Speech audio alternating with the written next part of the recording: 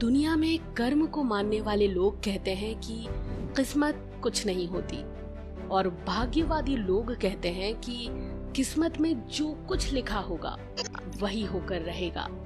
यानी इंसान कर्म और भाग्य इन दो बिंदुओं की धुरी पर घूमता रहता है। पर सच कहूं तो मेरे लिए किस्मत और कर्म एक ही सिक्के के दो पहलू हैं।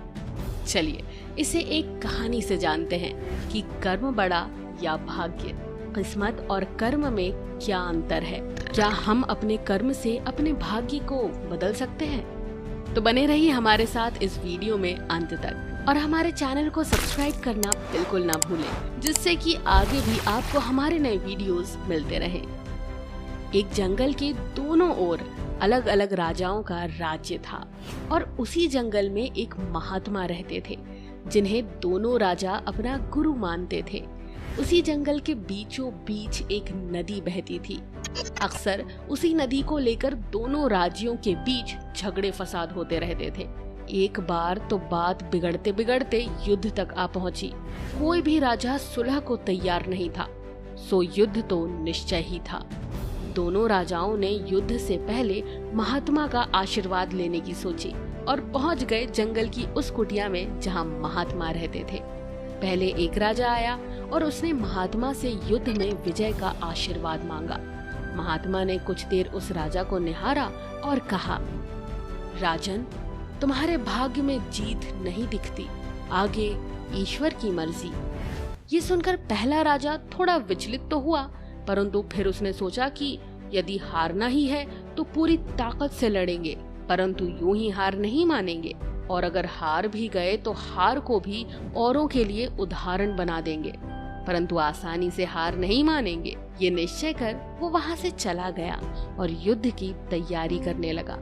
दूसरा राजा भी जीत का आशीर्वाद लेने महात्मा के पास आया, उनके पैर छुए और विजय श्री का आशीर्वाद मांगा। महात्मा ने उसे भी कुछ देर निहारा और कहा कि बेटा, भाग्य तो तुम्हारे साथ ही है।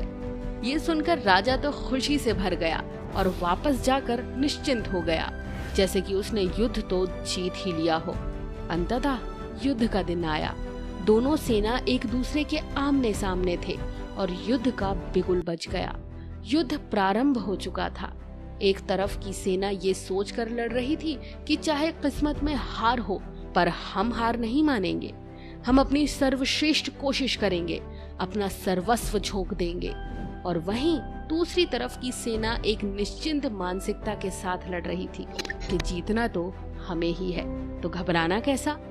लड़ते लड़ते दूसरी सेना के राजा के घोड़े के पैर का नाल भी निकल गया और घोड़ा लड़खड़ाने लगा, पर राजा ने ध्यान ही नहीं दिया, क्योंकि उसके दिमाग में तो बस एक ही बात चल रही थी कि जब जीत मेरे भाग्य में है ही, फिर किस बात की चिंता। कुछ ही क्षण बाद दूसरे राजा का घोड़ा लड़खड़ा कर गिर गया, जिससे राजा भी जमीन पे गिर पड़ा और घायल हो गया और वो दुश्मनों के बीच घिर गया। पहले राजा के सैनिकों ने उसे बंधक बना लिया एवं उसे अपने राजा को सौंप दिया। युद्ध का निर्णय हो चुका था।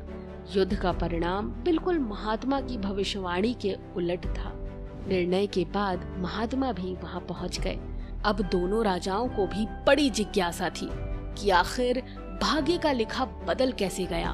दोनों ने महात्मा से प्रश्न किया कि गुरुवर, आखिर ये कैसे संभव हुआ? महात्मा ने मुस्कुराते हुए उत्तर दिया, राजन, भाग्य नहीं बदला, वो बिल्कुल अपनी जगह सही है, पर तुम लोग बदल गए हो।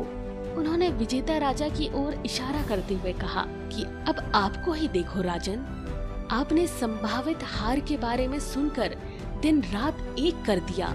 सब कुछ भूलकर आप जबरदस्त तैयारी में जुट गए, ये सोचकर कि परिणाम चाहे जो भी हो, पर हार नहीं मानूंगा। खुद हर बात का ख्याल रखा, खुद ही हर रणनीति बनाई, जबकि पहले आपकी योजना सेनापति के भरोसे युद्ध लड़ने की थी। अब महात्मा ने पराजित राजा की ओर इशारा करते हुए कहा कि राजन, आपने तो युद्ध से पहले ही जीत का जश्न मनाना शुरू कर दिया था। आपने तो अपने घोड़े की नाल तक का ख्याल नहीं रखा। फिर आप इतनी बड़ी सेना को कैसे संभालते और कैसे उनको कुशल नेतृत्व देते? और हुआ वही जो होना लिखा था। भाग्य नहीं बदला, पर जिनके भाग्य में जो लिखा था उन्होंने ही अपना व्यक्तित्व बदल लिया। फिर बेचारा भाग्य क्या करता। तो अंत में मैं तो यही कहूंगी कि भाग्य उस लोहे की तरह वहीं खिंचा चला जाता है जहां कर्म का चुंबक हो। हम भाग्य के अधीन नहीं हैं, हम तो स्वयं भाग्य के निर्माता हैं।